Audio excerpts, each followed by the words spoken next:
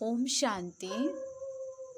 आज हम सुनते हैं 17 सितंबर 2024 के ईश्वरीय मधुर महावाक्य।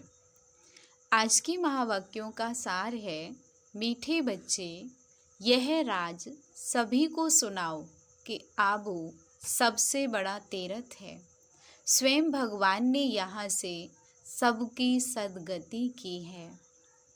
प्रश्न पूछते हैं बाबा, कौन सी एक बात मनुष्य अगर समझ जाए तो यहाँ भीड़ लग जाएगी। कौन सी एक बात मनुष्य अगर समझ जाए तो यहाँ भीड़ लग जाएगी। उत्तर है, मुख्य बात समझ लें कि बाप ने जो राजयोग सिखाया था वह अभी फिर से सिखा रहे हैं। वह सर्वव्यापी नहीं है। बाप इस समय आबू में आकर विश्व में शांति स्थापन कर रहे हैं। उसका जड़ यादगार देलवाड़ मंदिर भी है। उसका जड़ यादगार देलवाड़ा मंदिर भी है। आदि देव यहाँ चैतन्य में बैठे हैं। यह चैतन्य देलवाड़ा मंदिर है। यह बात समझ लें तो आबू की महिमा हो जाए और यहाँ भीड़ लग जाए। आबू का नाम बाला हो गया तो यहाँ बहुत आएंगे। ओम शांति। बच्चों को योग सिखाया और सब जगह सब आपे ही सीखते हैं। सिखलाने वाला बाप नहीं होता, एक दो को आपे ही सिखलाते हैं। यहाँ तो बाप बैठ सिखलाते हैं बच्चों को। रात दिन का फर्क है। वहाँ तो बहुत मित्र संबंधी आदि याद आते रहते हैं। इतना याद नहीं कर सकते हैं, इसलिए देही अभिमानी बहुत मुश्किल बनते हैं। यहाँ तो देही अभिमानी तुमको बहुत जल्दी बनना चाहिए, परंतु बहुत हैं जिनको कुछ भी पता नहीं है। शिव बाबा हमारी सर्विस कर रहे हैं। हमको कहते हैं, अपने को आत्मा समझ बाप को याद करो। जो बाप इसमें विराजमान है, यहाँ विराजमान है, उनको याद करना पड़ता है। बहुत बच्चे हैं जिनको यह निश्चय ही नहीं है कि शिव बाबा ब्रह्मा तन द्वारा हमको सिखला रहे हैं। जैसे और लोग कहते हैं हम कैसे निश्चय करें, ऐसे यहाँ भी हैं। अगर पूरा निश्चय होता तो बहुत प्यार से बाप को याद करते करते अपने में बल भरते, बहुत सर्विस करते, क्योंकि सारे विश्व को पावन बनाना है ना। योग में भी कमी है तो ज्ञान में भी कमी है।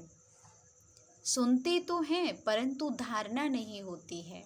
धारणा अगर हो तो फिर औरों को भी धारणा करावें। बाबा ने समझाया था, वे लोग कॉन्फ्रेंस आदि करते रहते हैं, विश्व में शांति चाहते हैं, परंतु विश्व में शांति कब थी, किस प्रकार हुई थी, वह कुछ भी नहीं जानते।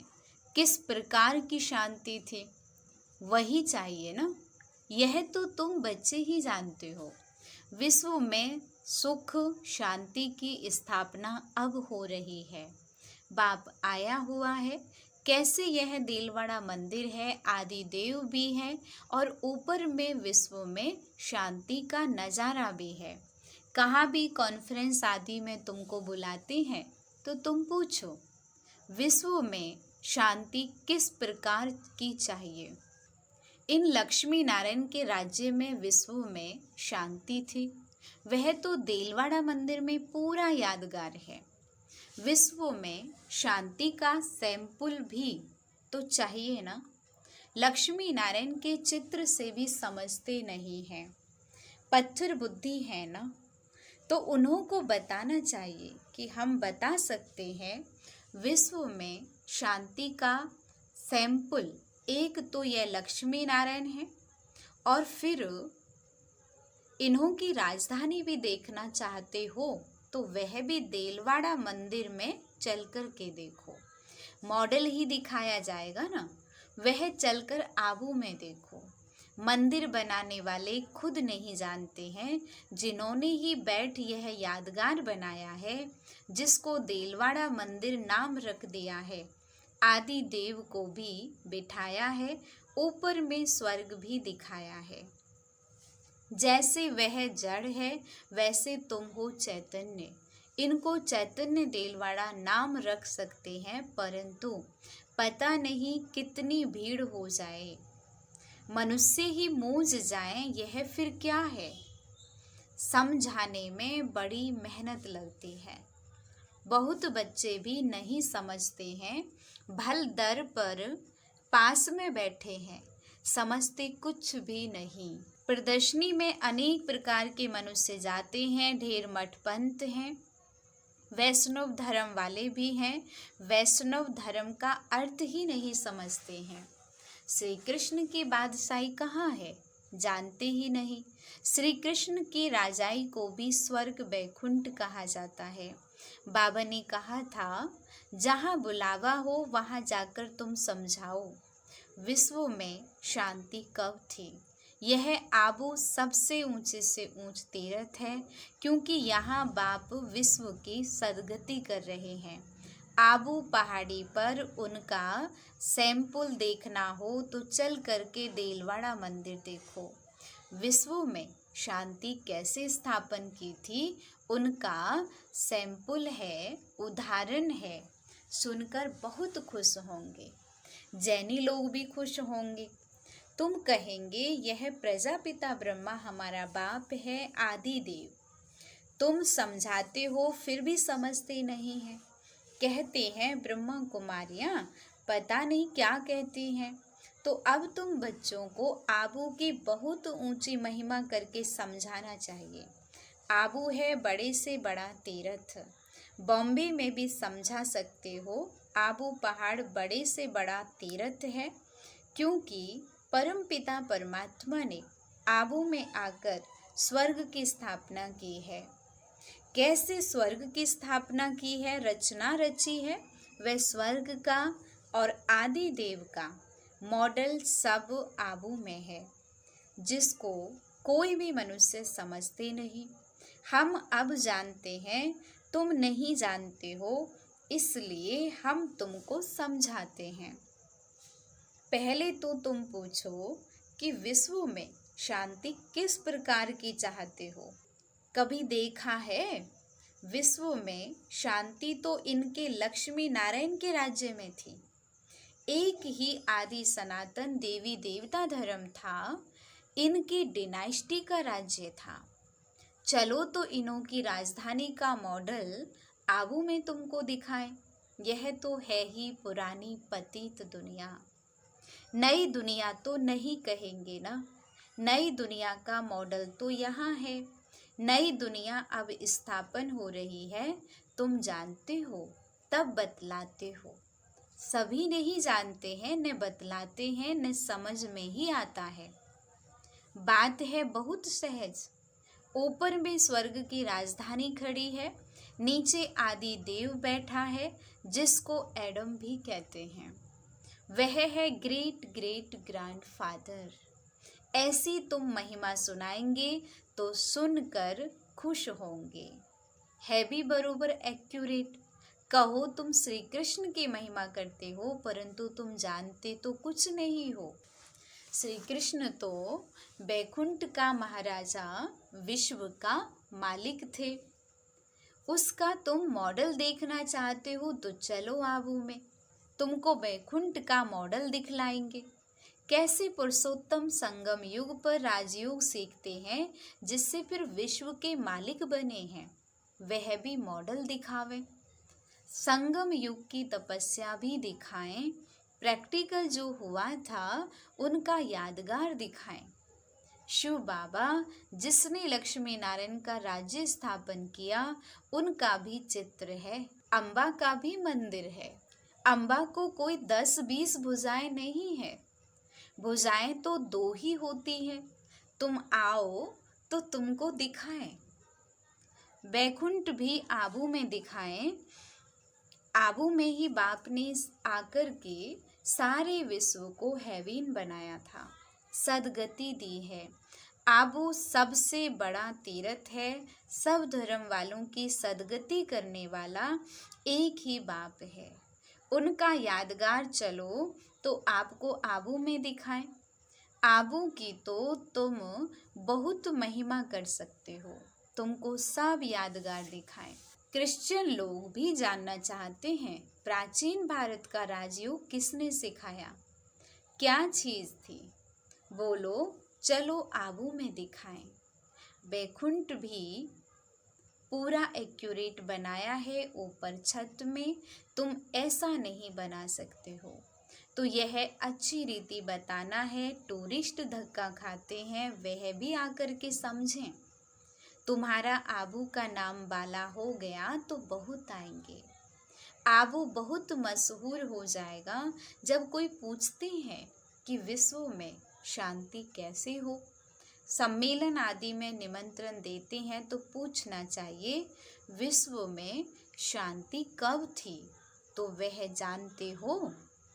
विश्व में शांति कैसे थी, चलो हम समझाएं। मॉडल्स आदि सब दिखाएं। ऐसा मॉडल और कहाँ भी नहीं है।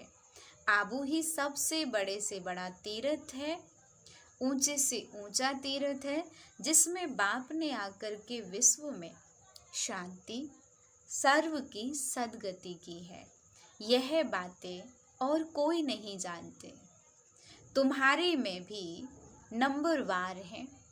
भल बड़े महारथी म्यूजियम आदि संभालने वाले हैं, परंतु ठीक रीति किसको समझाते हैं व नहीं। बाबा रीड तो करते हैं ना, बाबा सब कुछ समझते हैं। जो भी जहाँ भी हैं उनको समझते हैं। कौन कौन पुरुषार्थ करते हैं, क्या पद पाएंगे। इस समय अगर मर पड़े तो कुछ भी पद पा नहीं सकेंगे। याद की यात्रा की मेहनत वह समझ नहीं सकते। बाप रोज रोज नई बातें समझाते हैं, ऐसे ऐसे समझा कर ले आओ। यहाँ तो यादगार कायम है। बाप कहते हैं मैं भी यहाँ हूँ, आदि देव भी यहाँ है, बैकुंठ भी यहाँ है। आबू की बहुत भारी महिमा हो जाएगी। आबू पता नहीं क्या हो जाएगा फिर तो। जैसे देखो, कुरुक्षेत्र को अच्छा बनाने के लिए करोड़ों रुपया उड़ाते रहते हैं। कितने ढेर मनुष्य जाकर वहाँ इकट्ठे होते हैं, इतनी बदबू गंदगी होती है, बात मत पूछो। कितनी भीड़ होती है। समाचार आया था कि भजन मंडली की एक बस नदी में डूब गई। यह सब दुख है ना। अकाले मृत्यु होती रहती है। वहाँ तो ऐसे कुछ होता ही नहीं। यह सब बातें तुम समझा सकते हो। बातचीत करने वाला बड़ा सेंसिबल चाहिए, समझदार चाहिए। बाप ज्ञान का पंप कर रहे हैं, बुद्धि में बिठा रहे हैं। दुनिया थोड़े ही इन बातों को समझती है। वह समझते हैं, नई दुनिया का सैर करने जाते हैं। बाप कहते हैं ये दुनिया अब पुरानी गई की गई। वह तो कहते हैं 40,000 वर्ष पड़े हैं। तुम तो बतलाते हो कि सारा ही कल्प 5,000 वर्ष का है। पुरानी दुनिया का तो मौत सामने खड़ा है। इसको कहा जाता है घोर अंधियारा। कुंभकर्ण की नींद में सोए पड़े हैं। कुंभकर्ण आधा कल्प सोता था, आधा कल्प जागता था। तुम कुंभकर्ण थे पहले। यह खेल बड़ा वंडरफुल है। इन बातों को सब थोड़े ही समझ सकते हैं। कई तो ऐसे ही भावना में आ जाते हैं, सुनते हैं यह सब जा रहे हैं तो चल पड़ते हैं। उनको बताते हैं हम शिव बाबा के पास जाते हैं, शिव बाबा स्वर्ग की स्थापना कर रहे हैं। उस बेहद के बाप को याद करने से बेहद का वर्षा मिलता है बस। तो वह भी कह देते शिव बाबा हम आपके बच्चे हैं, आपसे वर्षा जरूर लेंगे। बस बेड़ा पार है। भावना का भाड़ा देखो कितना मिलता है। भक्ति मार्ग में तो है अल्पकाल का सुख। यहाँ तुम बच्चे जानते हो बेहद के बाप से बेहद का वर्षा मिलता है, वह तो है भावना का अल्पकाल के सुख का भाड़ा। यहाँ तुमको मिलता है 21 जन्मों के लिए भावना का भाड़ा, बाकी साक्षात्कार आदि में कुछ है नहीं। कोई कहते हैं साक्षात्कार हो, तब बाबा समझ जाते हैं, कुछ भी समझा नहीं है। साक्षात्कार करना है तो जाकर के नौदा भक्ति करो, उससे कुछ मिलता नहीं है। करके दूसरे जन्म में कुछ अच्छा बन पड़ेंगे, अच्छा भक्त होगा तो अच्छा जन्म मिलेगा। यह तो बात ही न्यारी है। यह पुरानी दुनिया बदल रही है, बाप है ही नई दुनिया बनाने वाला, दुनिया बदलने वाला। यादगार खड़ा है ना, बहुत पुराना मंदिर है, कुछ टूटता करता है तो फिर मरम्मत कराते रहते हैं, परंतु वह शोभा तो कम हो ही जाती है। यह तो सब विनाशी चीज़ें हैं। तो बाप समझाते हैं, बच्चे एक तो अपने कल्याण के लिए अपने को आत्मा समझ बाप को याद करो तो विक्रम विनाश हो। पढ़ाई की बात है। बाकी यह जो मथुरा में मधुबन कुंज गली आदि बैठ बनाया है, वह कुछ भी है नहीं, न कोई गोप गोपियों का खेल है। ये समझाने में बड़ी मेहनत करनी पड़ती है। एक एक पॉइंट अच्छी रीति बैठ समझाओ। कॉन्फ्रेंस आदि में भी चाहिए योग वाला। तलवार में जोहर नहीं होगा, किसको तीर लगेगा नहीं। तब बाप भी कहते हैं कि अभी देरी है, अभी मान लें कि परमात्मा सर्वव्यापी नहीं है तो भीड़ मच जाए, तो भीड़ लग जाए, परंतु अभी टाइम नहीं है। एक बात मुख्य समझ जाएं कि राजयोग बाप ने सिखाया था, जो इस समय सिखला रहे हैं, इसके बदले नाम उसका डाल दिया है जो कि अभी सांभरा है। कितनी बड़ी भूल है, इससे ही तुम्हारा बेड़ा डूब गया है। अब बाप समझाते हैं, यह पढ़ाई सोर्स ऑफ इनकम है, कमाई का जरिया, सोर्स है। स्वयं बाप मनुष्य को देवता बनाने के लिए पढ़ाने आते हैं। इसमें पवित्र भी जरूर बनना है, दैवी गुण भी धारण करने हैं। नंबरवार तो होते ही हैं, जो भी सेंटर्स हैं सब नंबरवार हैं। यह सारी राजधानी स्थापन हो रही है, मासी का घर थोड़े ही है। बोलो, स्वर्ग कहा जाता है सतयुग को, परंतु वहाँ का राज्य कैसे चलता है? देवताओं का झुंड देखना हो तो चलो आबू। और कोई ऐसी जगह है नहीं जहाँ ऐसे छत में राजाएं दिखाई हो। भल अजमेर में स्वर्ग का मॉडल है, परंतु वह और बात है। यहाँ तो आदि देव भी है ना। सतयुग किसने और कैसे स्थापन किया, यह तो एक्यूरेट यादगार है। अभी हम चैतन्य देलवाड़ा नाम लिख नहीं सकते हैं। जब मनुष्य खुद समझ जाएंगे तो आपे ही कहेंगे तुम लिखो, अभी नहीं। अभी तो देखो थोड़ी बात में ही क्या कर देते हैं। क्रोधी बहुत होते हैं, देह अभिमान है ना। देही अभिमानी तो कोई हो नहीं सके सिवाय तुम बच्चों के। पुरुषार्थ करना है, ऐसे नहीं कि जो नसीब में होगा। पुरुषार्थी ऐसे नहीं कहेंगे, वह तो पुरुषार्थ करते रहेंगे। फिर जब फेल होते हैं तब कहते हैं तकदीर में जो था अच्छा।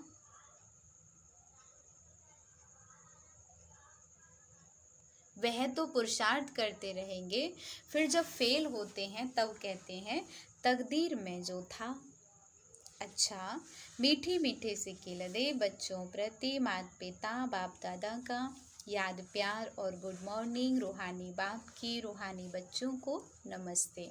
रूहानी हम बच्चों की रूहानी बाप दादा को नमस्ते। शुक्रिया बाबा, शुक्रिया। धारणा के लिए मुख्य सार है, फर्स्ट पॉइंट है, देही अभिमानी बनने का पूरा पूरा पुरुषार्थ करना है। ऐसे कभी नहीं सोचना है कि जो नसीब में होगा। सेंसिबल बनना है। सेकंड नंबर है ज्ञान सुनकर उसे स्वरूप में लाना है। याद का जौहर धारण कर फिर सेवा करनी है। सबको आबू महान तीर्थ की महिमा सुनानी है। आज का वरदान है एक बाबा शब्द की स्मृति से याद और सेवा में रहने वाले सच्चे योगी, सच्चे सेवाधारी भव। आप बच्चे मुख से व मन से बार बार बाबा शब्द कहते हो। बच्चे हो तो बाबा शब्द याद आना या सोचना ही योग है, और मुख से बार बार कहना कि बाबा ऐसे कहते हैं, बाबा ने ये कहा, यही सेवा है। लेकिन इस बाबा शब्द को कोई दिल से कहने वाले हैं, कोई नॉलेज के दिमाग से। जो दिल से कहते हैं उन्हें दिल में सदा प्रत्यक्ष प्राप्ति, खुशी और शक्ति मिलती है। दिमाग वालों को बोलने समय खुशी होती, सदा काल की नहीं। स्लोगन है परमात्मा रूपी क्षमा पर फिदा होने वाले ही सच्चे परवाने हैं। ओम शांति।